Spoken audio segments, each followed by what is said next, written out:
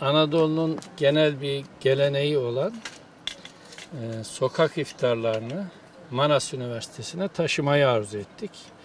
Veren el alınan elden üstündür prensibiyle üniversitemiz öğrencileriyle toplu olarak bir iftar yemeği tertipledik.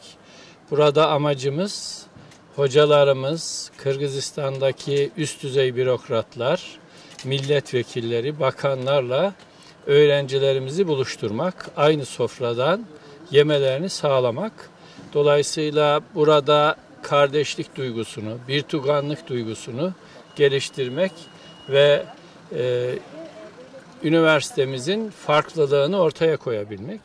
Benim bildiğim ilk defa böyle bir organizasyon yapılıyor. Umut ediyorum ki önümüzdeki yıl buna devam edeceğiz.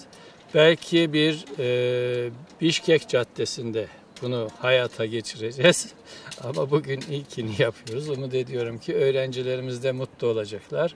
Bizler de mutlu olacağız. Manas kardeşlik duygusunun, dürüstlüğün, çalışkanlığın bir göstergesi. Bunun en güzel örneğini de hep birlikte bir Manas ailesi olma duygusu etrafında yaşıyoruz. Ramazan tabii ki bizim kutsalımız. Ramazan'da böyle bir etkinliğin olması da bizi ayrıca mutlu ediyor.